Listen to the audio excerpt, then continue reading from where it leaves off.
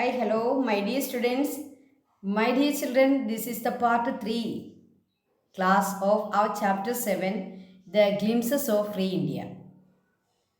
പ്രിയപ്പെട്ട കുട്ടികളെ നമ്മൾ chapter 7 social science 1 history the glimpses of free ഇന്ത്യയാണ് പഠിച്ചുകൊണ്ടിരിക്കുന്നത്. The challenges faced by free India, അതാണ് നമ്മളിപ്പോൾ പഠിക്കുന്ന ടോപ്പിക്ക്. 6 ചലഞ്ചസ്, അതിലെത്രയാണ് നമ്മൾ പാർട്ട് 2-ൽ പഠിച്ചു? 4 ചലഞ്ചസ് പഠിച്ചു. ഇന്ന് നമുക്ക് ബാക്കിയുള്ള 2 ചലഞ്ചസ് ആണ് പഠിക്കാനുള്ളത്. അതിൽ ഒന്ന് strengthening Indian economy, that is another important challenge. അപ്പോൾ നമ്മൾ പല ചലഞ്ചസും പഠിച്ചു. Refugee problem, reorganisation of States in the basis of language, അങ്ങനെ നമ്മൾ 4 ചലഞ്ചസ് ഓൾറെഡി പഠിച്ചു കഴിഞ്ഞു. ഇന്ന് നമ്മൾ പഠിക്കുന്നത് the strengthening of our economy, strengthening of Indian economy. അതൊരു കുറച്ച് ലെങ്തിയാണ്. കാരണം എന്താണെന്ന് ചോദിച്ചാൽ സ്ട്രെങ്തനിങ് ഓഫ് ഇന്ത്യൻ ഇക്കോണമി എന്ന് പറയുമ്പം അതിനകത്ത് നമ്മുടെ space development, space research development, science development in science, development in education, അങ്ങനെയുള്ള എല്ലാം അതിനകത്ത് ഇൻക്ലൂഡാണ്.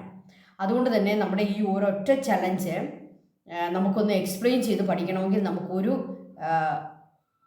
വീഡിയോ കംപ്ലീറ്റ് വേണ്ടി വരും.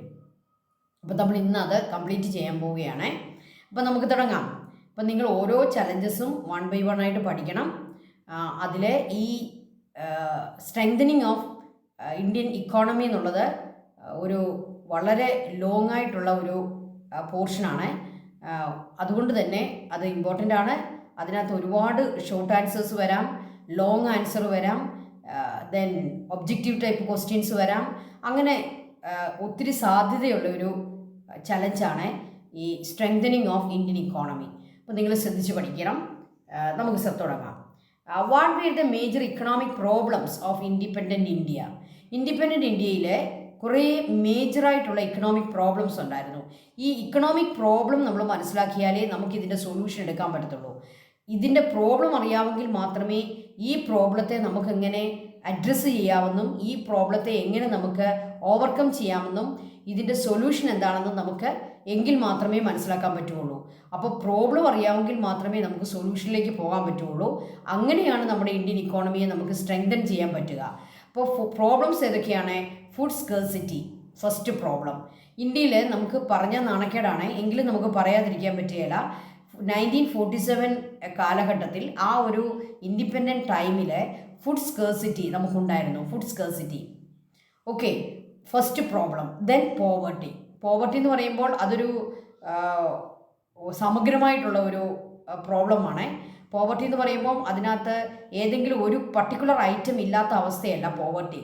അതിനകത്ത് ഒരു നമ്പർ ഓഫ് ഐറ്റംസ് നമുക്ക് ഇല്ലാതെ വരുമ്പോഴാണ് നമുക്ക് പോവർട്ടി എന്ന് പറയുന്ന ആ ഒരു പ്രോബ്ലത്തിലേക്ക് നമുക്ക് പോകുന്നത്.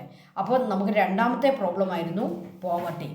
Then unemployment. ഈ പോവർട്ടി എന്ന് പറയുന്ന പ്രോബ്ലത്തിൻ്റെ ഒരു റീസൺ എന്ന് പറയുന്നത് unemployment, no income, unemployment. Then poor infrastructure. എന്താണ് ഇൻഫ്രാസ്ട്രക്ചർ?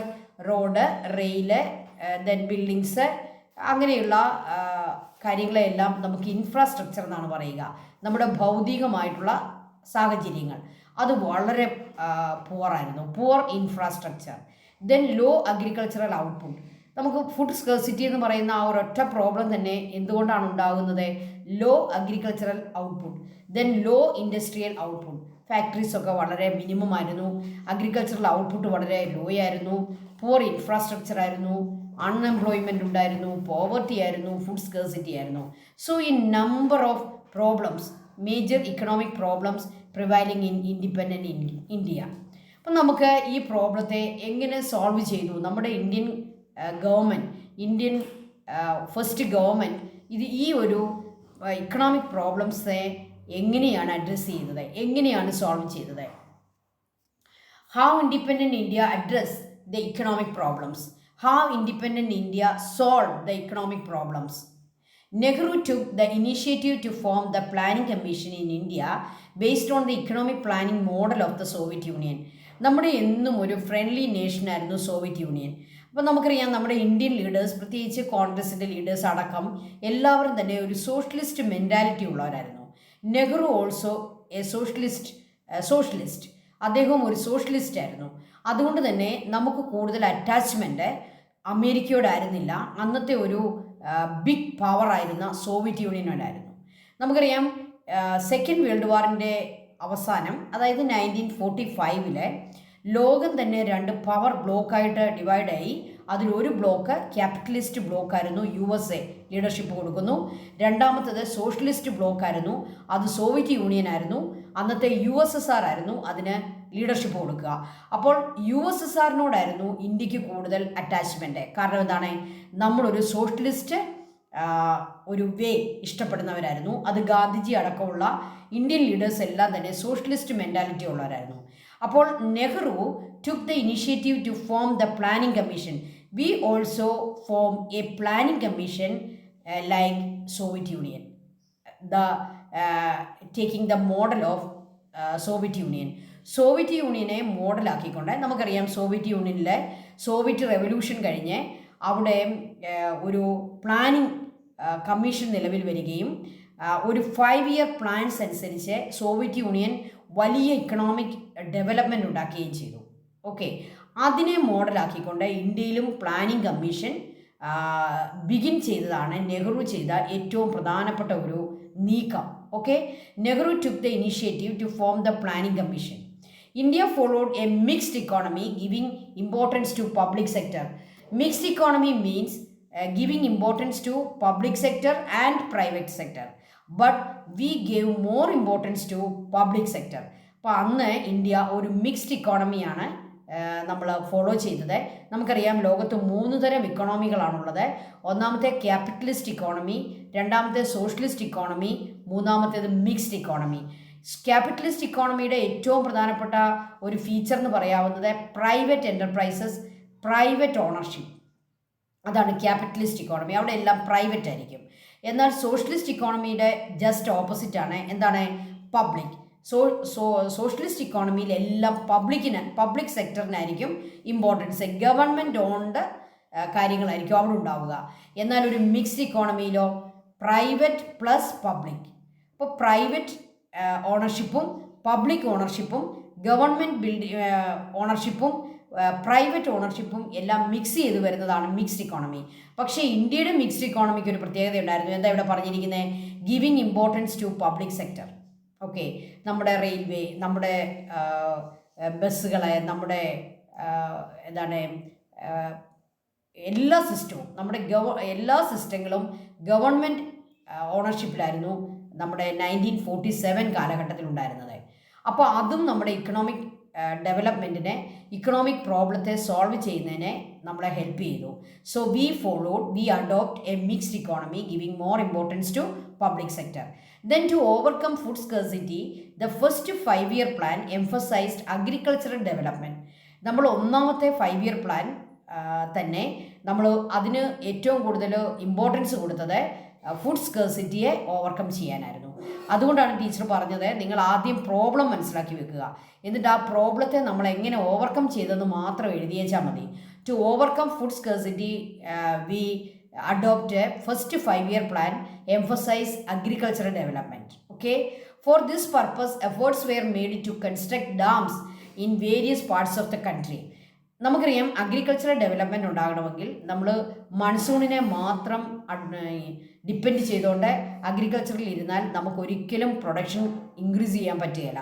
അതുകൊണ്ട് നമ്മൾ ആദ്യമായിട്ട് എന്താണ് ചെയ്തത്? ഫസ്റ്റ് 5-year പ്ലാനിലെ വേരിയസ് ഡാംസ് നമ്മൾ നിർമ്മിക്കുകയും ഇറിഗേഷൻ ഫെസിലിറ്റി പ്രൊവൈഡ് ചെയ്യുകയും ചെയ്തു.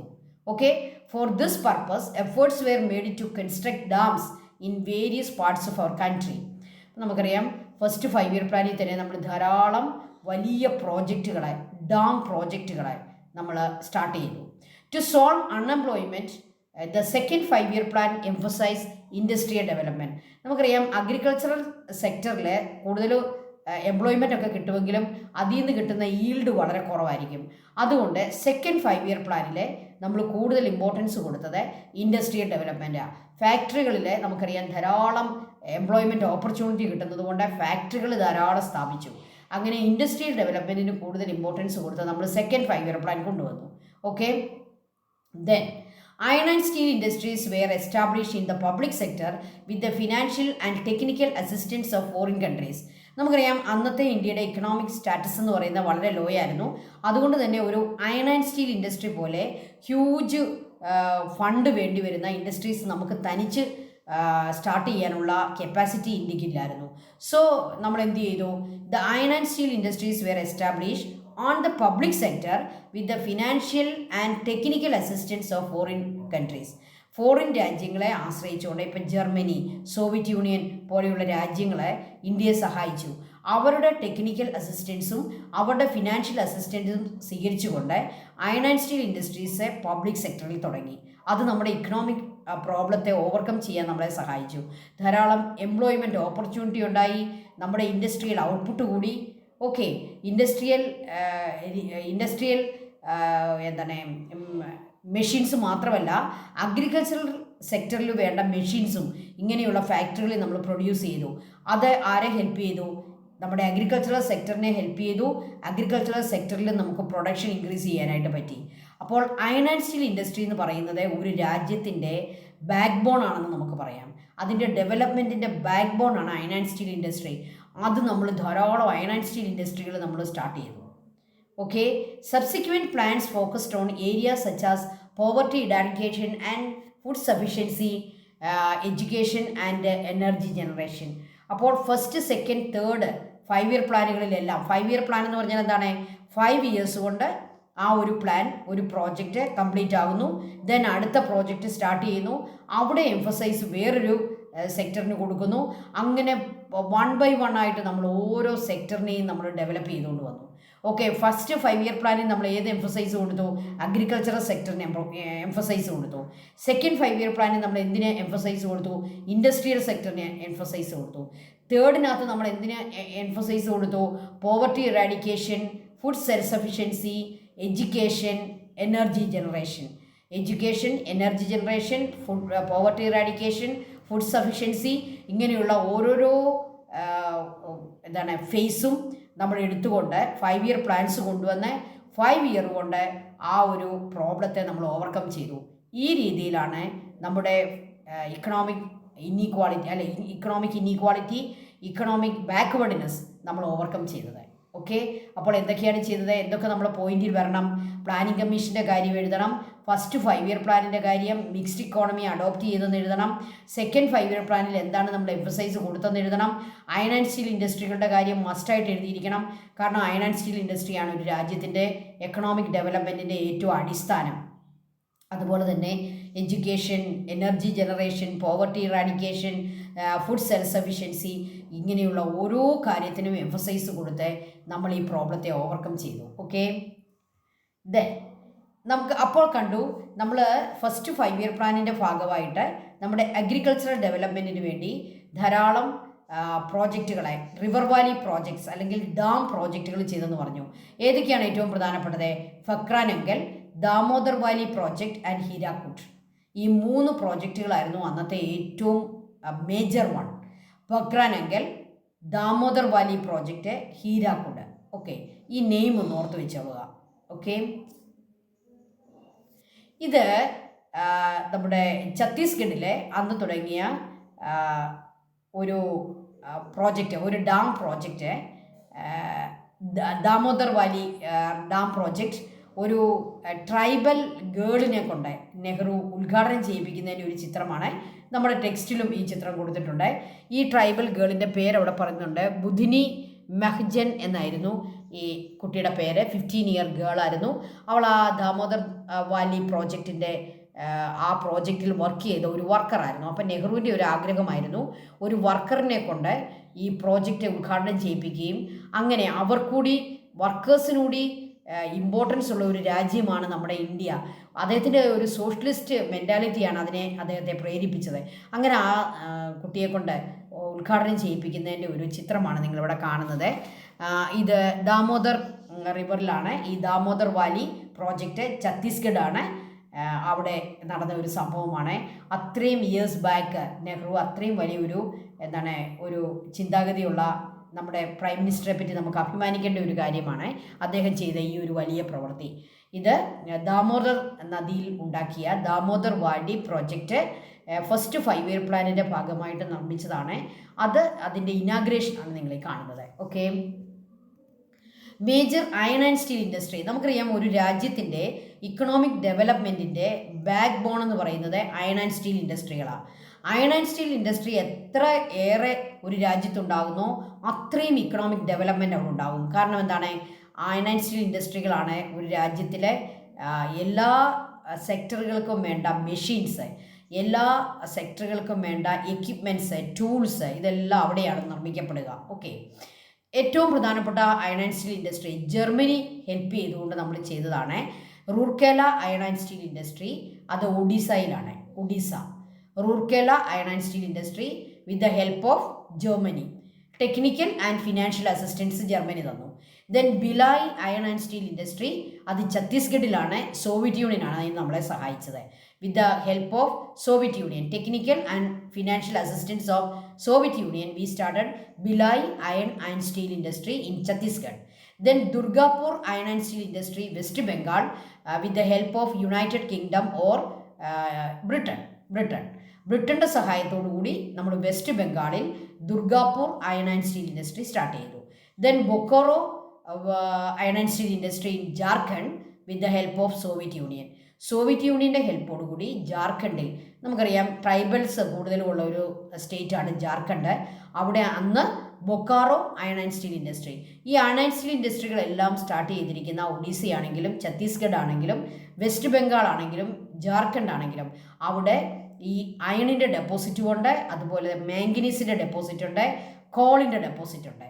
അപ്പോൾ ഇങ്ങനെയുള്ള റിസോഴ്സസ് ഉള്ള സ്ഥലങ്ങളിലാണ് നമ്മൾ ഈ അയൺ ആൻഡ് സ്റ്റീൽ ഇൻഡസ്ട്രികളെല്ലാം സ്റ്റാർട്ട് ചെയ്തിരിക്കുന്നത്. Call, manganese, iron or. Okay, ഏതൊക്കെ രാജ്യങ്ങളാണ് നമ്മളെ ഹെൽപ്പ് ചെയ്തെന്ന് നോക്കിയാൽ നമുക്ക് അവരോടൊരു താങ്ക്സ് വേണം അല്ലേ? Germany, Soviet union and United kingdom or Britain. Okay, ഇത് പേരൊക്കെ പഠിച്ചോണം കേട്ടോ, അയൺ ആൻഡ് സ്റ്റീൽ ഇൻഡസ്ട്രികൾ. ഇനി ഈ അഗ്രികൾച്ചറൽ ഡെവലപ്മെൻറ്റുമായിട്ട് ഏറ്റവും കണക്റ്റഡ് ആയിട്ടുള്ള 2 കാര്യങ്ങളോട് നമ്മൾ പഠിക്കണം. ഒന്നാമത്തേത് നമ്മുടെ രാജ്യത്തെ ലാൻഡ് റീഫോംസ്. അതായത് അഗ്രികൾച്ചറിലെ അന്നത്തെ ഏറ്റവും വലിയ പ്രോബ്ലം ആയിരുന്നു ഏക്കേഴ്സ് ഓഫ് ലാൻഡ് ഓണേഴ്സ് ഉള്ള വലിയ ജന്മീസ് ആയിരുന്നു. എന്നാൽ ലാൻഡ്ലെസ് ആയിട്ടുള്ള ആളുകളായിരുന്നു അന്നത്തെ ഫാർമേഴ്സ്. അപ്പോൾ ഈ ഫാർമേഴ്സിനെ ധാരാളം പ്രോബ്ലംസ് ഉണ്ടായിരുന്നു. നമ്മൾ ഓൾറെഡി പഠിച്ചതാണ് നമ്മുടെ 6th ചാപ്റ്ററിലെ the problems of farmers in those time. അവർക്ക് ഇവിക്ഷൻ ഉണ്ടായിരുന്നു, ഹ്യൂജ് ടാക്സ്, അങ്ങനെ പല പ്രശ്നങ്ങളുണ്ടായിരുന്നു. ഈ പ്രശ്നങ്ങളിൽ നിന്ന് ഫാർമേഴ്സിനെ നമുക്ക് സോൾവ് ചെയ്ത് കൊടുത്താൽ മാത്രമേ എന്തുണ്ടാവുകയുള്ളൂ, അഗ്രികൾച്ചറൽ പ്രൊഡക്ഷൻ നമുക്ക് ഇൻക്രീസ് ചെയ്യാൻ പറ്റുള്ളൂ. അതുകൊണ്ട് തന്നെ നമ്മൾ എന്ത് ചെയ്തു, നമ്മുടെ രാജ്യം ആദ്യമായിട്ടെടുത്ത ഒരു സ്റ്റെപ്പായിരുന്നു ലാൻഡ്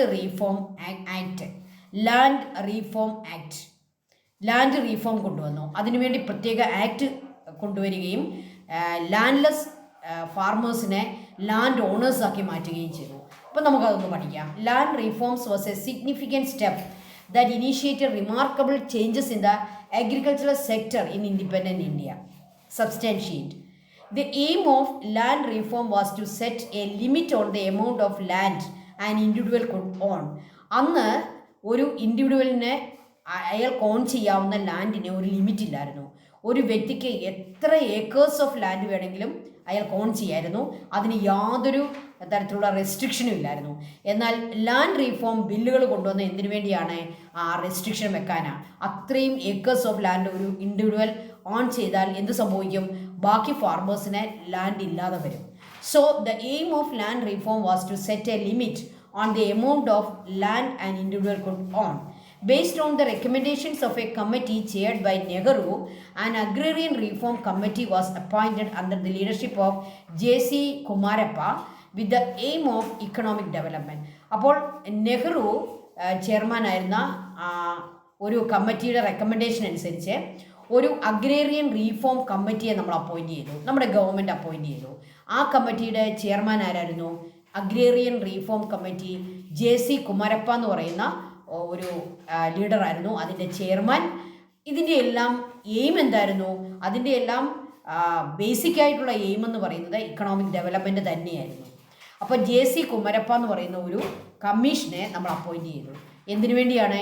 ഈ ലാൻഡ് റീഫോംസ് ഏത് രീതിയിൽ നമ്മൾ ഇംപ്ലിമെൻറ്റ് ചെയ്യണമെന്ന് ആ കമ്മിറ്റിയാണ് റെക്കമെൻഡ് ചെയ്യുന്നത്. അതനുസരിച്ച് മാത്രമേ ഗവൺമെൻറ്റിന് മുന്നോട്ട് പോകാൻ പറ്റുള്ളൂ. ഓക്കെ, അവർ എക്സ്പേർട്ടുകളാണ്. ഈ JC കുമരപ്പ എന്നൊക്കെ പറയുന്നത് ഈ ലാൻഡ് റീഫോം ആ ഒരു സർക്കിളിൽ വളരെ എക്സ്പേർട്ടുകളാണ്. അപ്പോൾ ഈ എക്സ്പേർട്ട് പേഴ്സൺസിന് കൊടുക്കുന്ന റിപ്പോർട്ട് അനുസരിച്ചാണ് ഗവൺമെൻറ് പ്രവർത്തിക്കുന്നതും അവർ ആക്റ്റുകൾ കൊണ്ടുവരുന്നതും.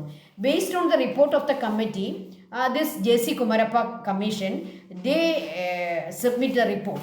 And based on the report of the committee, what happened? A law was passed to set limit on the land that one individual could own. അങ്ങനെ ഒരു ഇൻഡിവിജ്വലിന് ഓൺ ചെയ്യാവുന്ന ലാൻഡിനെ ഗവൺമെൻറ് ആദ്യമായിട്ട് നമ്മുടെ ഇന്ത്യ ഗവൺമെൻറ് ഒരു ലിമിറ്റ് കൊണ്ടുവന്നു. അപ്പോൾ അതിൽ കൂടുതൽ ലാൻഡ് ഒരു ഇൻഡിവിജ്വലിന് ഉണ്ടെങ്കിൽ എന്ത് സംഭവിക്കും? അത് ഗവൺമെൻറ് അക്വയർ ചെയ്യും. എന്നിട്ട് അത് ഡിസ്ട്രിബ്യൂട്ട് ചെയ്യും. ആർക്ക് ഡിസ്ട്രിബ്യൂട്ട് ചെയ്യും? ലാൻഡ്ലെസ് ഫാർമേഴ്സിനെ ഡിസ്ട്രിബ്യൂട്ട് ചെയ്യും. ഒരു നല്ല കാര്യമില്ലേ? Yes. Then the government acquire the surplus land from these land owners and distributed it to the landless farmers. കണ്ടോ, ലാൻഡ്ലെസ് ആയിട്ടുള്ള ഫാർമേഴ്സിനെ അങ്ങനെയുള്ള സർപ്ലസ് ലാൻഡ് ഡിസ്ട്രിബ്യൂട്ട് ചെയ്തു. അത് നമ്മുടെ ഇക്കണോമിക് ഡെവലപ്മെൻറ്റിന് ഒരു വലിയ ഒരു ഇനീഷ്യേറ്റീവായിരുന്നു, ഒരു വലിയ സ്റ്റെപ്പായിരുന്നു. Okay, to some extent this help in poverty alleviation and increasing food production. Food production increase ചെയ്യാനും പോവർട്ടി അലീവിയേറ്റ് ചെയ്യാനും പോവർട്ടി ഇറാഡിക്കേറ്റ് ചെയ്യാനും ഈ ലാൻഡ് റീഫോംസ് നമ്മളെ വളരെ ഹെൽപ്പ് ചെയ്തു. ശരിയല്ലേ കുട്ടികളെ? ഒന്ന് ചിന്തിച്ച് നോക്കിക്കേ. ലാൻഡ്ലെസ് ആയിട്ടുള്ള ഫാർമേഴ്സ് അവർ ടെനൻസ് ആയിട്ട് മറ്റുള്ളവരുടെ പറമ്പിൽ പാട്ടത്തിന് ജോലി ചെയ്യുന്നതും ആ ലാൻഡ് സ്വന്തമായിട്ട് കിട്ടിക്കഴിയുമ്പോൾ സ്വന്തം ലാൻഡിൽ ജോലി ചെയ്യുന്നതും തമ്മിൽ വ്യത്യാസം വരും. അവർ കൂടുതൽ വർക്ക് ചെയ്യുകയും കൂടുതൽ പ്രൊഡക്ഷൻ ഉണ്ടാക്കുകയും അങ്ങനെ നമ്മുടെ രാജ്യത്തെ പോവർട്ടി നമുക്ക് ഇറാഡിക്കേറ്റ് ചെയ്യാനും സാധിച്ചു. അപ്പോൾ ഈ ലാൻഡ് റീഫോം എന്ന് പറയുന്നത് അന്നത്തെ ഒരു വലിയ ഒരു നെസസിറ്റി ആയിരുന്നു. ആ ഒരു നെസസിറ്റി നമ്മുടെ ഗവൺമെൻറ് ഫുൾഫിൽ ചെയ്യുകയും അങ്ങനെ നമ്മളൊരു ഇക്കണോമിക് ഡെവലപ്മെൻറ്റിലേക്ക് നമ്മുടെ രാജ്യത്തെ കൊണ്ടുവരികയും ചെയ്തു. അപ്പോൾ ലാൻഡ് റീഫോംസ് വളരെ പ്രധാനപ്പെട്ടതാണ്. അതിൻ്റെ ചെയർമാൻ, അതിൻ്റെ കമ്മിറ്റിയുടെ ചെയർമാൻ ആരായിരുന്നു? JC കുമരപ്പ. ഓക്കെ, ദെൻ നമ്മുടെ രാജ്യത്തെ ഒരു വലിയ പ്രോബ്ലമായിരുന്നു എന്താ? Food scarcity. നമ്മുടെ ഇത്രയും ജനങ്ങൾക്ക് കഴിക്കാനുള്ള ഭക്ഷണം നമ്മുടെ രാജ്യത്തിലായിരുന്നു. നമ്മൾ അമേരിക്ക പോലെയുള്ള വെൽത്തി നേഷൻസിൻ്റെ മുന്നിൽ കൈ നീട്ടി നിൽക്കുകയും അവർ കളയാൻ കൊണ്ടുപോകുന്ന വീറ്റ്, അവർ കടലിൽ മുക്കിത്താഴ്ത്താൻ കൊണ്ടുപോകുന്ന വീറ്റ് നമ്മൾ വാങ്ങിയെടുത്ത് നമ്മുടെ പാവപ്പെട്ടവർക്ക് വിതരണം ചെയ്യുന്ന ഒരു ദയനീയമായിട്ടുള്ള അവസ്ഥയായിരുന്നു 1947 ചേർന്ന് കിടക്കുന്ന നമ്മുടെ ആ ഇൻഡിപെൻഡൻസിൻ്റെ സമയം. അതിൽ നിന്നൊക്കെ നമുക്ക് സെൽഫ് സഫിഷ്യൻസി ഫുഡിൻ്റെ കാര്യത്തിൽ കൊണ്ടുവന്ന ഏറ്റവും വലിയൊരു കാര്യമാണ് നമ്മൾ പഠിക്കാൻ പോകുന്നത്. What is green revolution, how it helped India to achieve food self sufficiency. എന്താണ് ഗ്രീൻ റെവല്യൂഷൻ? അത് ഫുഡ് സെൽഫ് സഫിഷ്യൻസിയിലേക്ക് നമ്മുടെ രാജ്യത്തെ എങ്ങനെ കൊണ്ടുവന്നു? ഓക്കെ, ഗ്രീൻ റെവല്യൂഷൻ എന്നുള്ള പേര് തന്നെ കേൾക്കുമ്പോൾ നിങ്ങൾ ഓർത്തോണം, അത് അഗ്രികൾച്ചർ രംഗത്തുണ്ടായ ആ വലിയ ഒരു മുന്നേറ്റമാണ് ഗ്രീൻ റെവല്യൂഷൻ. അഗ്രികൾച്ചർ നമുക്കറിയാം, ലീഫിൻ്റെ കളർ ഗ്രീൻ ആയതുകൊണ്ട് നമ്മൾ ആ റെവല്യൂഷൻ ഒരു പേരിട്ടു green revolution. To change the changes achieved in the agricultural sector in a short period through the use of high yielding varieties of seeds, irrigation facilities, chemical fertilisers, pesticides and modern machinery are known as green revolution. What is green revolution എന്നുള്ളതിൻ്റെ answer ഒരൊറ്റ sentence ആണ് തന്നിരിക്കുന്നത്. The changes achieved in the agricultural sector. Agricultural സെക്ടറിലുണ്ടായ changes, ആ changes ഒരു long ടൈമിൽ ഉണ്ടായതല്ല, in a short period, ഒരു ചെറിയ പീരീഡ് കൊണ്ട്, ഒരു ഷോർട്ട് പീരീഡ് കൊണ്ട്, വിതിൻ 5 years, ഒരു 5 കൊല്ലം കൊണ്ട് നമ്മളൊരു വലിയ അച്ചീവ്മെൻറ്റ് ഏത് രംഗത്ത് കൊണ്ടുവന്നു? അഗ്രികൾച്ചറൽ സെക്ടറിൽ കൊണ്ടുവന്നു. ഇത് ഏത് 5 year പ്ലാനിലാണ് സംഭവിച്ചത്? First 5 year plan. First 5 year പ്ലാനിൻ്റെ ആ 5 years കൊണ്ട്, ഒരു ഷോർട്ട് പീരീഡ് കൊണ്ട് the changes achieved in the agricultural sector. അതിന് നമ്മൾ എന്തൊക്കെ ചെയ്തു? With the use of high yielding varieties of seeds, നല്ല ഇനം സീഡുകളെ, ഇറിഗേഷൻ ഫെസിലിറ്റി, നല്ല ഡാമുകളും ഇറിഗേഷൻ ഫെസിലിറ്റീസും, chemical fertilisers and chemical pesticides. നമുക്കറിയാം അഗ്രികൾച്ചർ പ്രൊഡക്ഷനെ ഡിമിനിഷ് ചെയ്യുന്ന ഒരു പ്രധാനപ്പെട്ട കാര്യമാണ് ഫെർട്ടിലൈസറിൻ്റെ കുറവ്, പെസ്റ്റിസൈഡ്സ് ഉപയോഗിക്കാത്തത്. So chemical fertilisers and pesticides and modern machinery. നമുക്കറിയാം അഗ്രികൾച്ചറൽ പ്രൊഡക്ഷൻ ഇൻക്രീസ് ചെയ്യണമെങ്കിൽ നമ്മൾ മെഷീൻസ് ഉപയോഗിക്കണം, അല്ലേ? കൈകൊണ്ട് കൊയ്തെടുക്കുന്നതിനേക്കാൾ നല്ലതല്ലേ കൊയ്ത്ത് മെഷീൻ ഉപയോഗിക്കുന്നത്? ഹാർവസ്റ്റിംഗ് മെഷീൻ ഉപയോഗിക്കണം. അപ്പോൾ acres of land within seconds, within minutes നമുക്ക് ഹാർവസ്റ്റ് ചെയ്തെടുക്കാൻ പറ്റും. So modern machinery. So using all these things we change the agricultural sector and we attain food self-sufficiency. This is known as Green Revolution. So the achievements in agricultural sector in a short period. Okay, Green Revolution took place in 2 phases.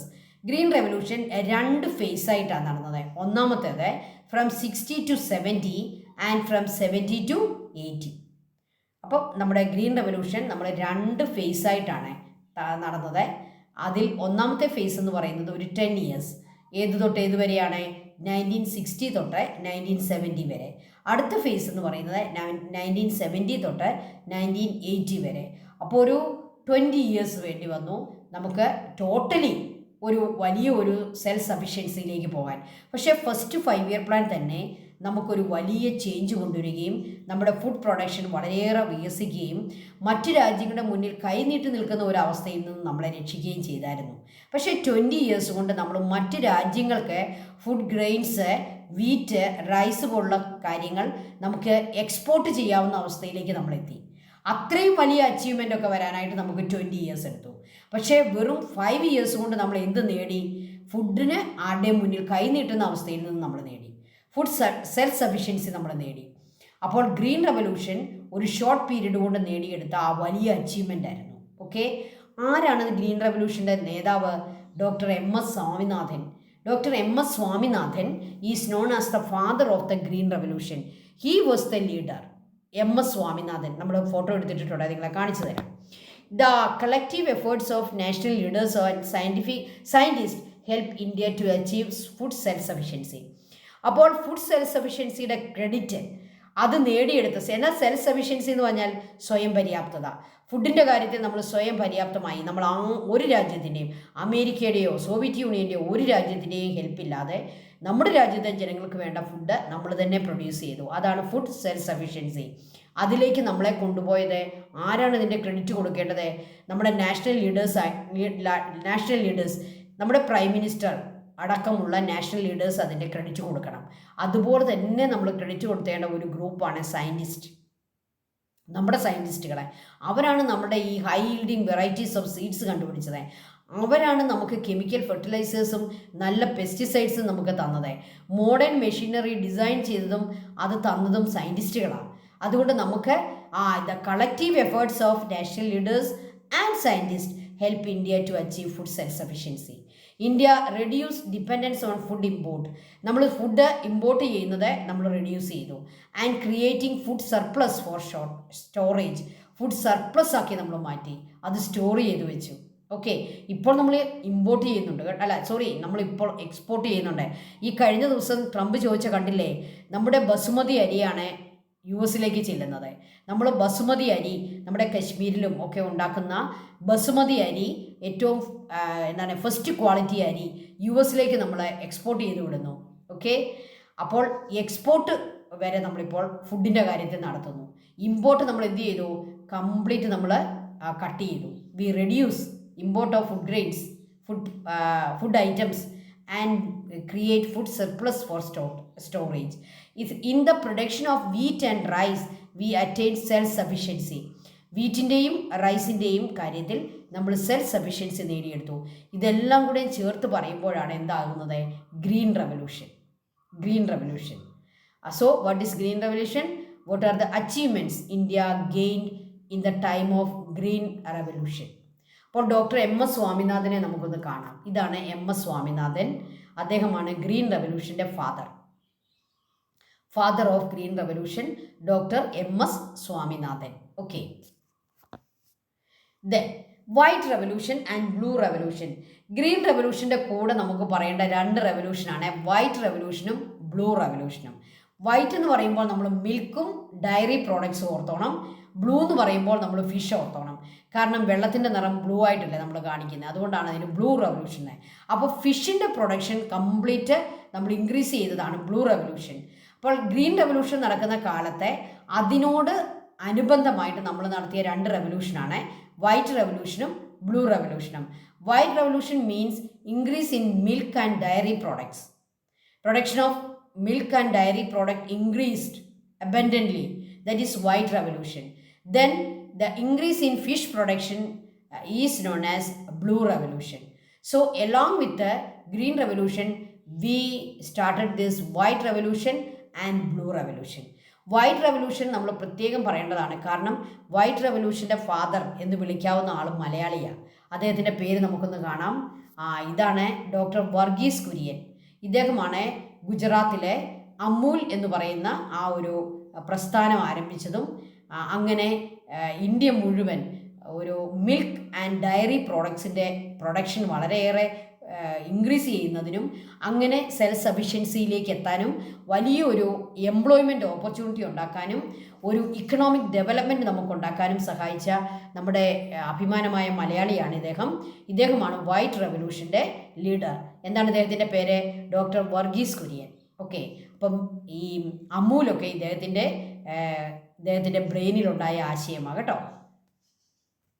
അടുത്തത്, നമ്മൾ economic development ഉണ്ടാകണമെങ്കിൽ നമുക്കറിയാം economic ഡെവലപ്മെൻറ്റും ഫിനാൻസും അതോടനുബന്ധിച്ചുള്ള ബാങ്കും വളരെ ഇൻ്റർ കണക്റ്റഡാണ് അല്ലേ? Bank ഉണ്ടെങ്കിൽ മാത്രമേ നമുക്ക് ഫിനാൻസുമായിട്ട് ബന്ധപ്പെട്ട കാര്യങ്ങൾക്ക് അതാണ് നമ്മുടെ ഏറ്റവും പ്രധാനപ്പെട്ട അതോറിറ്റി. അപ്പോൾ ഇന്ത്യയിൽ ഈ ബിഗിനിങ്ങിൽ നമ്മുടെ ഇൻഡിപെൻഡൻസിൻ്റെ സമയത്ത് നമ്മുടെ മേജർ ബാങ്കുകളെല്ലാം പ്രൈവറ്റ് ബാങ്കുകളായിരുന്നു. ഇന്ത്യക്ക് സ്വന്തമായിട്ട് പബ്ലിക് സെക്ടറിൽ ബാങ്കുകൾ വളരെയേറെ കുറവായിരുന്നു. എല്ലാ മേജർ ബാങ്കുകളും പ്രൈവറ്റ് ആയിരുന്നു. നമുക്കറിയാം പ്രൈവറ്റ് ബാങ്കുകൾ അവരുടെ ഏറ്റവും പ്രധാനപ്പെട്ട പ്രൈവറ്റ് ബാങ്കുകളുടെ ഏറ്റവും പ്രധാനപ്പെട്ട ഗോൾ എന്ന് പറയുന്നത് പ്രോഫിറ്റാണ്. അപ്പോൾ അവരെന്ത് ചെയ്യും? ലോൺ കൊടുക്കുമ്പോൾ ഹൈ ഇൻട്രസ്റ്റ് മേടിക്കും, അവർ ഡെപ്പോസിറ്റേഴ്സിനെ ലോ ഇൻട്രസ്റ്റ് കൊടുക്കും. അവരുടെ പ്രോഫിറ്റ് അവരിങ്ങനെ ഇൻക്രീസ് ചെയ്തുകൊണ്ടിരിക്കും. അത് ആർക്കാണ് ഏറ്റവും കൂടുതൽ ഗുണം ചെയ്യുന്നത്? വെൽത്തി പീപ്പിളിന് ഗുണം ചെയ്യും. പക്ഷേ ഈ ലോൺ എടുക്കാൻ പോകുന്ന പുവർ പീപ്പിളിൻ്റെ അവസ്ഥ എന്താണ്? ഹൈ ഇൻട്രസ്റ്റ് കൊടുക്കേണ്ടി വരും. അതുകൊണ്ട് തന്നെ പുവർ പീപ്പിളെ മണി ലെൻഡേഴ്സിൻ്റെ കയ്യിൽ നിന്നും മണി മേടിക്കും. ആരും ബാങ്കിലേക്ക് പോവുകയില്ല. ഇതിൽ നിന്നും നമ്മുടെ പുവർ പീപ്പിളിനെ, കോമൺ പീപ്പിളിനെ മോചിപ്പിക്കാൻ വേണ്ടി ഇന്ദിരാഗാന്ധി കൊണ്ടുവന്ന ഏറ്റവും പ്രധാനപ്പെട്ട ഒരു കാര്യമായിരുന്നു നാഷണലൈസേഷൻ ഓഫ് ബാങ്ക്സ്. ഇത് നടന്നത് എന്നാണ് 1969. ഏകദേശം ഒരു 54 ഇയേഴ്സായി. മേജർ ബാങ്കുകളെ എല്ലാം ഗവൺമെൻറ് പിടിച്ചെടുത്തു. Under the leadership of Indira Gandhi major private banks are nationalised. അതിനെ നാഷണലൈസ്ഡ് ആക്കി. എന്താണ് നാഷണലൈസ്ഡ് എന്നുള്ള വാക്കിൻ്റെ അർത്ഥം? ഗവൺമെൻറ് സീസ് ചെയ്തു, പിടിച്ചെടുത്തു. പ്രൈവറ്റ് ബാങ്കുകളെ പിടിച്ചെടുത്ത് പബ്ലിക് ബാങ്കാക്കി മാറ്റി. 14 ബാങ്കുകളാണ് ഫസ്റ്റ് ഫേസിൽ അങ്ങനെ നാഷണലൈസ്ഡ് ആയത്. പിന്നീട് അടുത്ത സെക്കൻഡ് ഫേസിൽ ഒരു 6 ബാങ്കുകളെ കൂടി നാഷണലൈസ് ചെയ്ത് ഇന്ത്യയിലെ മേജർ ബാങ്കുകളെല്ലാം പബ്ലിക് സെക്ടർ ബാങ്കുകളാക്കി മാറ്റി. ആ 14 ബാങ്കുകളുടെ ലിസ്റ്റാണ് ഈ കൊടുത്തിരിക്കുന്നത്. Allahabad bank, bank of Baroda, bank of India, bank of Maharashtra, Canara bank, central bank of India, Dena bank, Indian bank, Indian overseas bank, Punjab national bank, syndicate bank, UCO bank and union bank of India and United bank of India. These are the 14 banks nationalized in the first phase. Okay, അപ്പോൾ ഇതെല്ലാം അന്നത്തെ private ബാങ്കുകളായിരുന്നു. വലിയ ആസ്തിയുള്ള private ബാങ്കുകളായിരുന്നു. വലിയ ആസ്തിയുള്ള ഈ ബാങ്കുകളെയാണ് നമ്മുടെ അന്നത്തെ പ്രധാനമന്ത്രിയായിരുന്ന, നമ്മുടെ പ്രൈം മിനിസ്റ്റർ ആയിരുന്ന ഇന്ദിരാഗാന്ധി വളരെ ഹീറോയിക് ആക്ഷനായിരുന്നു. അവരുടെ ഒരു വലിയ ഒരു നീക്കമായിരുന്നു ഈ പ്രൈവറ്റ് ബാങ്കുകളെ പബ്ലിക് സെക്ടറിലേക്ക് കൊണ്ടുവരിക. അതുകൊണ്ട് ആർക്കാണ് ഗുണമുണ്ടായത്? Common പീപ്പിളിനും ഫാർമേഴ്സിനും poor പീപ്പിളിനും. അവർക്ക് അവരുടെ ഡീലിങ്സ് എല്ലാം ആരുമായിട്ട് നടത്താൻ പറ്റി? ബാങ്കുമായിട്ട് നടത്താൻ പറ്റി. ബാങ്കിൻ്റെ മോട്ടിവേഷൻ പ്രോഫിറ്റ് അല്ല, പിന്നെന്താണ്? വെൽഫെയർ ഓഫ് ദ പീപ്പിളായി മാറി. ഓക്കെ, ഇനി നമുക്ക് ഇക്കണോമിക് ഡെവലപ്മെൻറ്റ് കൊണ്ടുവരണമെങ്കിൽ അടുത്ത സെക്ടർ എന്ന് പറയുന്നത് നമ്മുടെ എഡ്യൂക്കേഷനാണ്. എഡ്യൂക്കേഷണൽ ഡെവലപ്മെൻറ്റ് വന്നാൽ മാത്രമേ നമുക്ക് നല്ല എംപ്ലോയ്മെൻറ്റ് ഓപ്പർച്യൂണിറ്റി ഉണ്ടാവുകയുള്ളൂ. എംപ്ലോയ്മെൻറ്റ് ഓപ്പർച്യൂണിറ്റി ഉണ്ടായാൽ മാത്രമേ നമുക്ക് ഇൻകം ഉണ്ടാവുകയുള്ളൂ. ഇൻകം വന്നാൽ മാത്രമേ നമുക്ക് സ്റ്റാൻഡേർഡ് ഉയരുകയുള്ളൂ. സ്റ്റാൻഡേർഡ് ഉയർന്നാൽ മാത്രമേ ഇൻകവും വന്നാൽ മാത്രമേ നമുക്ക് നാഷണൽ ഡെവലപ്മെൻറ്റ് ഉണ്ടാവുകയുള്ളൂ. നമ്മുടെ നാഷണൽ ഇൻകം ഡെവലപ്പ് ചെയ്യുകയുള്ളൂ. അപ്പോൾ ഇതിൻ്റെ എല്ലാം ബേസ് എന്ന് പറയുന്നത് എന്താണ്? എഡ്യൂക്കേഷനാണ്. എഡ്യൂക്കേഷൻ. അപ്പോൾ major educational commissions in independent India develop ആകുന്ന ഇന്ത്യ ഇൻഡിപെൻഡൻസ് നേടുന്ന സമയത്ത് നമുക്ക് സ്കൂളുകളും കോളേജുകളും ഒക്കെ വളരെ കുറവായിരുന്നു. നമുക്ക് നമ്മുടെ എഡ്യൂക്കേഷൻ സെക്ടർ തന്നെ വളരെ ലോ അവസ്ഥയിലായിരുന്നു. നമ്മുടെ സ്റ്റാറ്റസ് വളരെ ലോ ആയിരുന്നു. എന്നാൽ ഇൻഡിപെൻഡൻസിൻ്റെ സമയത്ത് നമ്മൾ ആ ഒരു കാര്യം കൂടി നമ്മൾ ഡെവലപ്പ് ചെയ്തു. നോക്കുകയും അതിനുവേണ്ടി ഗവൺമെൻറ് എഡ്യൂക്കേഷൻ കമ്മീഷൻസിനെ വെച്ചു. നമുക്കറിയാം, ഗവൺമെൻറ്റിനെ ഒരു ആക്റ്റോ ഒരു എഡ്യൂക്കേഷൻ സെക്ടറിൽ ഒരു ഡെവലപ്മെൻറ്റോ കൊണ്ടുവരണമെങ്കിൽ അതിന് റെക്കമെൻഡേഷൻസ് വരണം. അത് ആര് റെക്കമെൻഡ് ചെയ്യണം? എക്സ്പേർട്ടുകൾ റെക്കമെൻഡ് ചെയ്യണം. അതിനുവേണ്ടിയാണ് നമ്മൾ കമ്മീഷനുകളെ വെക്കുന്നത്. അപ്പോൾ 1948 തന്നെ, 47 നമുക്ക് ഇൻഡിപെൻഡൻസ് കിട്ടുന്നത്. 48 തന്നെ നമ്മളൊരു കമ്മീഷനെ വെച്ചു. ആ കമ്മീഷൻ്റെ പേരാണ് ഡോക്ടർ രാധാകൃഷ്ണൻ കമ്മീഷൻ. അവർ കൂടുതലും ഫോക്കസ് ചെയ്ത ഏരിയ യൂണിവേഴ്സിറ്റി എഡ്യൂക്കേഷനാണ്. അവർ പ്രൈമറി സെക്കൻഡറി എഡ്യൂക്കേഷനെ അല്ല നോക്കിയത്. Doctor Radhakrishnan commission they gave more importance to areas like university education, അതായത് higher education. Doctor Lakshmanaswami Mudaliar commission 1952 Jawaharlal Nehru വെച്ച കമ്മീഷനാണ്. Doctor Lakshmanaswami Mudaliar commission they gave more emphasise to secondary education, the education of 9th standard, 10th standard, 11th standard and 12th standard. 9, 10, 11, 12 ക്ലാസ്സുകളാണ് secondary. ആ ഒരു ഫീൽഡിലാണ് അവർ കൂടുതൽ importance കൊടുത്ത് അവർ കുറേ recommendations ഗവൺമെൻറ്റിന് കൊടുത്തു. ഗവൺമെൻറ് ആ റെക്കമെൻഡേഷൻസ് അക്സെപ്റ്റ് ചെയ്തിട്ട് സെക്കൻഡറി ലെവൽ എഡ്യൂക്കേഷൻ കുറച്ചുകൂടി ഡെവലപ്പ് ചെയ്തു. ദെൻ വീണ്ടും ഗവൺമെൻറ് 64 ഒരു കമ്മീഷനെ വെച്ചു, ഡോക്ടർ DS കോത്താരി കമ്മീഷൻ. അതാണ് ഏറ്റവും നമുക്ക് കൂടുതലും നമ്മൾ എക്സ്പെക്റ്റ് ചെയ്യേണ്ടത്, ക്വസ്റ്റ്യൻ എക്സ്പെക്റ്റ് ചെയ്യേണ്ടത് ഡോക്ടർ DS കോത്താരി കമ്മീഷനാണ്. കോത്താരി കമ്മീഷൻ വളരെ ഫേമസ് ആണ്. അവരുടെ റെക്കമെൻഡേഷൻസ് ആണ് കൂടുതലും നമ്മുടെ എഡ്യൂക്കേഷൻ ഡെവലപ്മെൻറ്റിന് വേണ്ടി കൊണ്ടുവന്നത്. ഡോക്ടർ കോത്താരി, അത് ഇയർ നോക്കിക്കേ 64. നാഷണൽ പാറ്റേൺ ഓഫ് എഡ്യൂക്കേഷൻ, നമ്മൾ ഇന്ന് നാഷണൽ പാറ്റേണായിട്ട് പോകുന്ന പാറ്റേൺ ഏതാണ്? 1 തൊട്ട് 4 വരെയുള്ള പ്രൈമറി സെക്ഷൻ, 5, 6, 7, 8, 9, 10, 5, 6, 7 ക്ലാസ്സിലെ UP section, upper primary section, then 8, 9 and 10 secondary section and 11, 12 higher secondary section. ആ ഒരു രീതിയിലുള്ള പാറ്റേൺ ആണ് നാഷണൽ പാറ്റേൺ ഓഫ് എഡ്യൂക്കേഷൻ. അത് റെക്കമെൻഡ് ചെയ്ത കമ്മീഷനാണ് doctor DS Kothari. Then national education policy 86, primary education, vocational education. ഈ national education പോളിസിയുമായി ബന്ധപ്പെട്ടാണ് നമ്മുടെ primary education, vocational education development കൊണ്ടുവന്നത് 86. National education policy 20, education from pre primary to higher secondary, higher education complete ആണ്. Complete നമ്മുടെ അംഗനവാടികൾ മൊത്തം, അംഗനവാടിയാണല്ലോ pre primary, primary, upper primary, secondary and higher secondary and higher education all are included in National Education Policy of 2020. Okay, അപ്പോൾ ഏറ്റവും പ്രധാനപ്പെട്ട commission ഏതാണെന്ന് ചോദിച്ചാൽ ഡോക്ടർ DS കോത്താരി കമ്മീഷനാണ്. നാഷണൽ പാറ്റേൺ ഓഫ് എഡ്യൂക്കേഷൻ ആണ് അവരുടെ ഏറ്റവും പ്രധാനപ്പെട്ട റെക്കമെൻഡേഷൻ. അത് വന്ന വർഷം 1964. Then there is no limit to the advance of science if it is given to the chance to advance Jawaharlal Nehru. This is the comment of Jawaharlal Nehru. നമ്മുടെ economic development complete ആകണമെങ്കിൽ നമുക്ക് സയൻസിലും നമുക്ക് development ഉണ്ടാകണം. There is no limit to the advance of science if it is given to the chance to advance ചെയ്യാൻ സയൻസിന് നമ്മളൊരു chance കൊടുത്താൽ ആ സയൻസിൻ്റെ അഡ്വാൻസ്മെൻറ്റിന് ഒരു ലിമിറ്റ് ഇല്ലായിരിക്കുമെന്നാണ് ജവഹർലാൽ നെഹ്റു പറയുക. അതായത് നമുക്ക് സയൻസിനെ മാറ്റി നിർത്തിക്കൊണ്ട് ഒരു ഡെവലപ്മെൻറ്റ് ഒരു രാജ്യത്തിനും സാധിക്കുകയില്ല. കാരണം സയൻസ് ആണ് എല്ലാ ഡെവലപ്മെൻറ്റിൻ്റെയും ചാലകശക്തി. അതിനെ മോട്ടിവേറ്റ് ചെയ്യുന്നത് സയൻസ് ആണ്. അപ്പം നമുക്കിത് അടുത്ത ക്ലാസ്സിൽ പഠിക്കാം. ഇപ്പോൾ നമുക്ക് സമയം മുന്നോട്ട് പോയിരിക്കുകയാണ്. നെക്സ്റ്റ് നമ്മൾ സയൻസ് പഠിക്കുന്നു. അപ്പോൾ സയൻസിൻ്റെ സ്പേസ് സയൻസ് എല്ലാം നമ്മൾ നെക്സ്റ്റ് ക്ലാസ്സിൽ പഠിക്കുന്നു. Thank you children, thank you so much. Thank you.